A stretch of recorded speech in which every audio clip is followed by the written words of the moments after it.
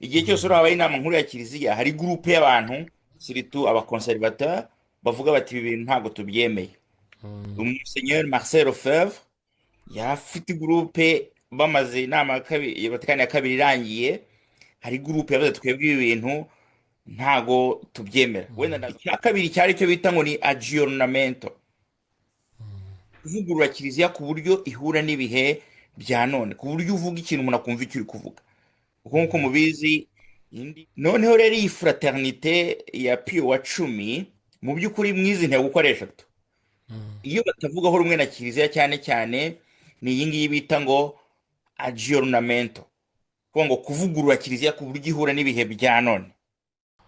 bano tuvuge ko ubwo habayeho shizime mu kanya muri titire nze gushyiraho ko habaye shizime noneho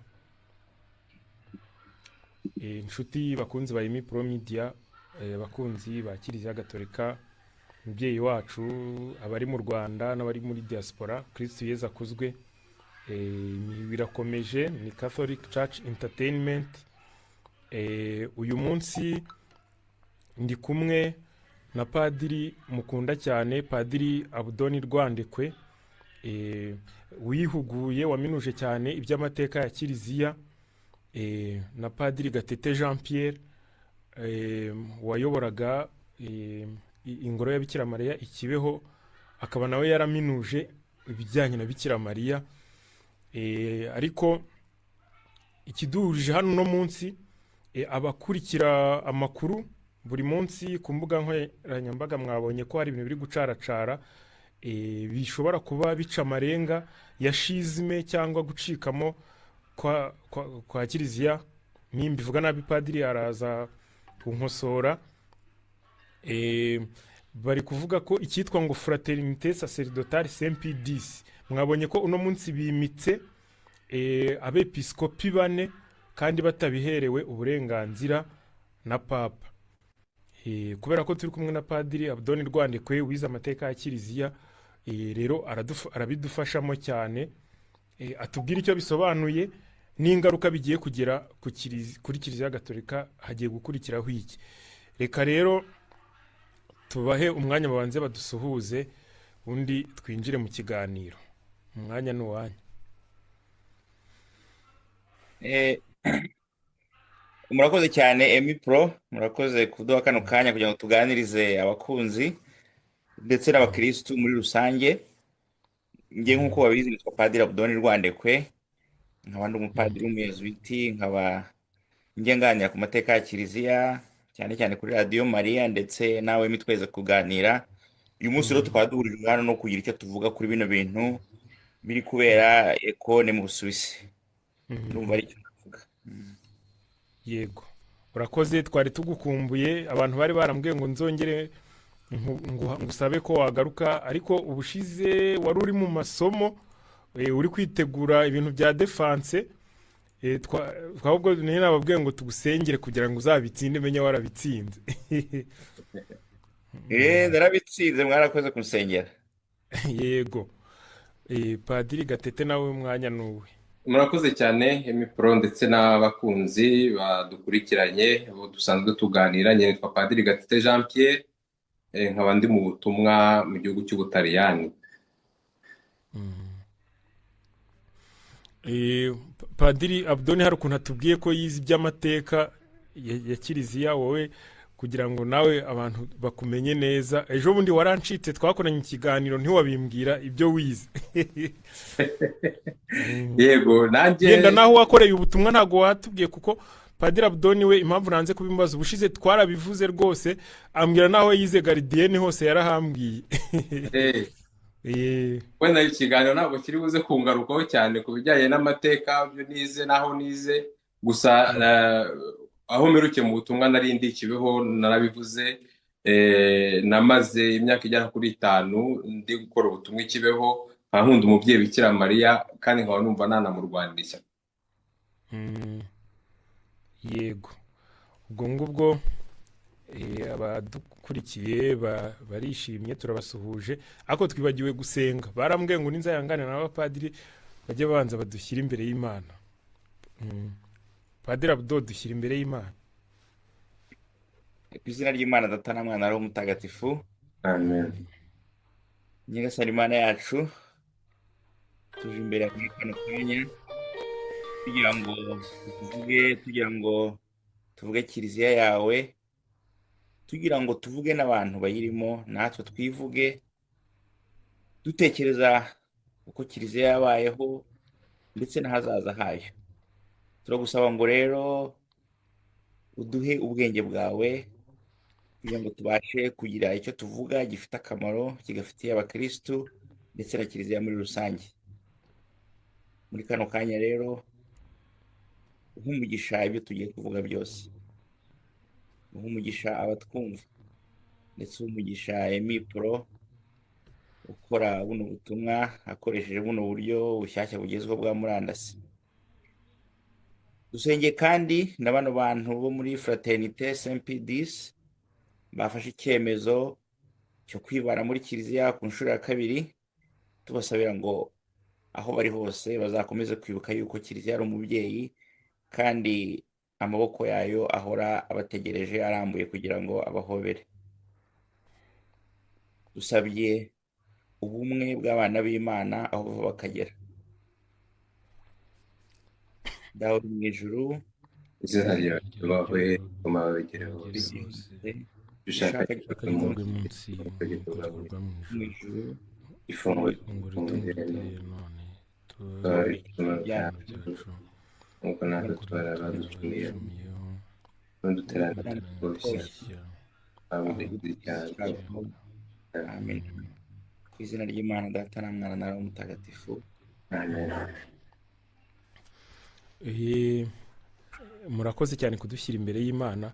Yenda dutangiranye na Padiri Abdon. Hari ubushakashatsi butoneye nakoze mbona ko Fraternité Sacerdotale Saint-Pie-X yavutse kubera ko ngo cyitwa Vatikani ya kabiri ngo hari ibyo cyashyizeho ngo bibangamiye umwimerere wa kiliziya cyangwa tradisiyo ya kiliziya nk'uko Yezu yayishinze ngo n'intumwa uko zari zarayisetinze.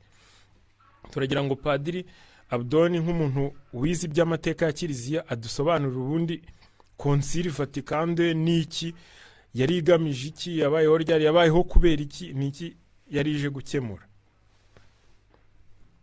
Murakoze cyane Emipro. Mu by'ukuri Concile Vatikani ya kabiri ni inama nkuru ya kiliziya ya kabiri, ikaba ari inama ya 21 ya kiliziya yose uko tuyizi. Hagiye haba inama nyinshi zitandukanye mu mateka ya kiliziya, ariko izikomeye zihuza kiliziya yose iyi ikaba ari iya 21, kuko izindi ziba ari inama z'amadiyoseze cyangwa se amaregion ndetse n'amaprovinsi yo muri kiliziya. Tugiye wenda mu mateka, inama ya mbere nubwo itabarwa kuko bavuga ko ari inama yateguraga izindi, ni inama nkuru ya kiliziya yabereye i Yerusalemu, dusanga mu byakozwe n'intumwa. Iyo nama yarateranye, ariko igihe cyose habaye inama nkuru ya kiliziya haba hari risike y'uko hari gurupe y'abantu yanga kugendana n'umurongo inama ifashe. Icyo gihe mu nama nkuru ya Yerusalemu hari gurupe y'abayahudi banze bakavuga ati ibyo bintu mwemeje twebwe ntabwo twabyemera, niba umuntu ashaka kuba umukristu agomba kubanza gukurikiza amategeko ya Musa. Twebwe rero niba ibyo bitagiyeho natwe tuvuyemo, kuko inama ya Yerusalemu yari yavuze iti nta mpamvu niba umuntu abatijwe birahagije, si ngombwa ngo ufate umugereki umubwire ko agomba gukurikiza amategeko ya Musa kugira ngo yitwe umukristo. Niba yemeye kubatizwa akakira Nyagasani nk'umucunguzi we, ibyo birahagije. Ubwo amategeko ya Musa, Padi utwibukije amategeko ya Musa ubwo ni ayahe? Amategeko ya Musa wenda nk'iryo bavugaho cyane ni bino bita kugenwa, kwisiramura, ko tubyita mu Kinyarwanda simbizi. Ni rimwe mu yavuga ati umuntu w'umuyahudi agomba kugenwa, kuko abandi bantu batari abayahudi bari barimo benshi batagenwe. Urwo ni urugero nari nguhaye. Amategeko ya Musa cyane cyane yari y'abayahudi. Noneho rero iyo gurupe yaragiye ivamo, ariko mu mateka iyo gurupe yaragiye burundu, yaradisiparishije, none ntikibaho. Donc iriya gurupe bemeye ibyemezo byayo nibo bakomeje kwitwa kiliziya. Iyo gurupe yitwaga ngo iki? Iyo gurupe ntazi ifite ni abayahudi b'abakonservateur banze gukurikira umujyo w'intumwa, ariko abenshi wenda ku mpamvu zindi twazavuga ikindi gihe mu mateka ya kiliziya baradisiparesheje kubera ko avec le temps baragenda bakavaho bakagenda burundu. Mm. Noneho rero na Vatikani ya kabiri nayo kimwe n'izindi nama zabayeho nka konsili ya Niseya ya mbere, hari abantu bitwa abantu bakurikiyeho bita Ariyusi bava mu kiliziya gatolika baramukurikira, ariko nabo abenshi ntago bakomeje kubaho nyuma y'amasiyekire nk'abiri kubera ko benshi babaga muri Amerika, muri Afurika y'Amajyaruguru, abayisilamu baje barabatwara ntibakibaho mu by'ukuri nabo, nubwo ibitekerezo byo bitajya bipfa, jya kumva umuntu umwe babiri barabivuze, ariko nka muvoma bararangiye.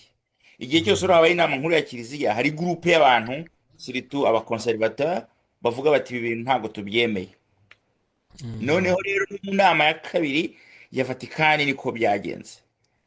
Umusenyeri Marcel Lefebvre yari afite gurupe, bamaze inama ya kabiri ya Vatikani ya kabiri irangiye, hari gurupe yavuze twebwe ibi bintu ntago tubyemera. Wenda ndaza kubigarukaho ndi gusobanura icyo iyo nama yari igamije. Ubwo rero Vatikani ya kabiri ni inama nkuru ya kiliziya yabaye hagati y'igihumbi magana cyenda mirongo itandatu na kabiri kugeza mu gihumbi magana cyenda mirongo itandatu na gatanu. Ikaba yarabereye Vatikani, ikaba yaratumijwe na Papa Yohani wa 23, ariko aza gupfa itarangiye, noneho iza gusozwa na Papa Paulo wa gatandatu. Na wambajije uti se ni ibihe bibazo yari ije gukemura? Mu by'ukuri iyi iri mu nama nkeya za kiliziya twagize zabayeho nta kibazo kidasanzwe zije gukemura,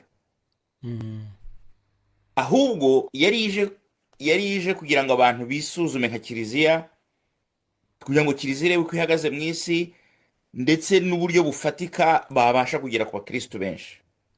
Ahangaha icyo ushaka kuvuga ni iki? Urabona nka konsili ya 30, inama nkuru ya kiliziya ya 30 yabaye mu gihe cya 16, yaje gusubiza ikibazo cy'abaprotesta cyari cyavutse. Bakavuga ati se turagisubiza gute, ni gute twongera kugarura ordre muri kiliziya? Ariko mu kinyejana cya 20 iyi nama iba nta kintu gikomeye cyari gihari cyabaye, gusa hari ibitekerezo byinshi bitambuka, ariko nta crise mu by'ukuri majeure yari ihari wavuga nk'uko crise protestante yari yaje igahungabanya ubumwe bw'abakristu mu burengerazuba bw'isi. Iyi nama rero nta kintu gikomeye yari ije gukemura, ahubwo bwari uburyo nk'abakristu bwo kongera kwireba tukisuzuma. Ibi ngibi ni byo Papa Yohani wa 23 yabwiye abasenyeri n'abakaridinali ati jyewe ndi gusenga narebye nsanga kiliziya tugomba kwisuzuma, tugafungura amadirishya hakongera hakinjiramo akayaga gatuma abantu bahumeka neza kuruta kumera nk'uhumekera ahantu hafunze hatari umwuka uhagije. Noneho Papa Yohani wa 23 iyi nama ayitangiza yayihaye intego eshatu. Intego ya mbere ibyo bita mu gifaransa ngo ni ressourcement, gusubira ku isoko y'ukwemera, twongere twirebe twisuzume, turebe aho twaba twaratanye mu nzira yacu y'urugendo rwa kiliziya rw'imyaka 1900 yari ishize, twongere dusubire ku isoko y'ukwemera. Icya kabiri cyari cyo bita ngo ni aggiornamento, kuvugurura kiliziya ku buryo ihura n'ibihe bya none, ku buryo uvuga ikintu umuntu akumva icyo uri kuvuga. Kuko nk'uko mubizi indimi, imico byose bigira gutya bigahinduka, ukageraho ukavuga ikintu abantu bumve n'ibyo uri kuvuga. Yagira ngo rero barebe ururimi bashaka kuvuga ku buryo abantu babasha kumva ibyo kiliziya ivuga kandi ikora. Noneho rero icya gatatu, intego ya gatatu yari renouvellement pastoral, ni ukuvuga ngo ivugurura ry'imirimo y'ubushumba muri kiliziya.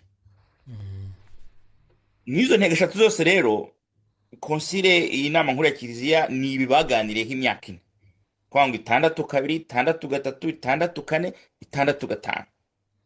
Barangije irangiye itanga imyanzuro ikubiye mu bitabo 16, harimo ibitabo 4 binini bikomeye, amadekiri 9 n'ibindi bitabo 3 umuntu yakwita nk'amatangazo. Noneho rero iyi fraternite ya Pio wa 10 mu by'ukuri mwizi ntego uko ari eshatu, iyo batavugaho rumwe na kiliziya cyane cyane ni iyi ngiyi bita ngo aggiornamento, kuvuga ngo kuvugurura kiliziya ku buryo ihura n'ibihe bya none. Kijyanye no gusubira ku isoko mu by'ukuri nta kibazo bakigizeho cyane, ndetse n'ikijyanye n'ivugurura ry'imirimo y'ubushumba nabyo nta kibazo bakigizeho cyane. Niyo mpamvu padi ntaguciye mu ijambo nabonye muri seremoni ya none. Ndibuka ko hari ibintu bajya batubwira ngo papa Yohani Pawulo wa kabiri yavuze ngo mizike liturgique igomba kujyana n'ibihe tugezemo n'imico. Bo bafunze umutwe baguma ntibigeze bashyiramo indirimbo y'ingoma cyangwa iby'amashyi n'ibiki, baguma muri bya bindi bya kera ndetse banikiratini. Ni ukuvuga ngo rero iyi ngiyi mwiza ukoresha ture surusoma nta kiba atwaye, gusubira ku isoko barabyemera nk'uko Kiliziya yabikoze, ivugurura ry'imirimo y'ubushumba barabyemera, ariko iki kintu cyo kuvugurura Kiliziya ku buryo ihura n'ibihe bya none nicyo mu by'ukuri badakunda. Iri jambo rero ryo kuvugurura Kiliziya kugira ngo ijyane n'ibihe bya none, bo barifata nk'aho Kiliziya aha ngaha yatannye, bakavuga ko ibi bintu byateje Kiliziya ibyago bikomeye, birimo gufungurira Kiliziya ku isi ya none mu buryo bukabije, cyane cyane mu bijyanye n'ibitekerezo bya filozofiya na teolojiya n'idini ndetse n'imico. Bavuga ati mwararetse twatwawe n'iby'isi. Barongera bati guhindura vuba cyane uburyo ukwemera kugaragazwa ku isi, ibintu bita relativisme. Bavuga ati mwakontribuye gutuma abantu bafata ibintu nk'ibisanzwe kandi bidasanzwe. Noneho ndetse rimwe na rimwe bo bakabifata nk'aho Kiliziya yaciye ukubiri no gukomeza inyigisho za kera mu buryo bwo gusobanura ukuri kwa Kiliziya Gatolika. Aha rero mu buryo bufatika ino Fraternité Saint-Pie ivuga ko amwe mu mahitamo yaje nyuma ya Vatikani ya kabiri yaba yaragejeje kugabanya imbaraga z'ururimi rwa gakondo rw'inyigisho za Kiliziya, aricyo bavugaga Ikilatini, guha agaciro gake ukuri kwa Kiliziya Gatolika, ibyo bya relativisme, ndetse no gutuma ivugabutumwa ritagaragaza neza ukuri k'ukwemera. Donc iki ni cyo mu by'ukuri ikibazo bafite.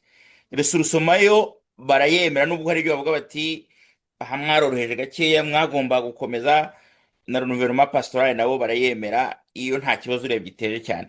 Dushobora kubigarukaho dufite umwanya munini, ariko urumva ni aho ngaho ikibazo cyabo gishingiye. Ubwo yenda mbere yuko tugera kuri Padiri Gatete, tukiri aho ngaho wari kutubwira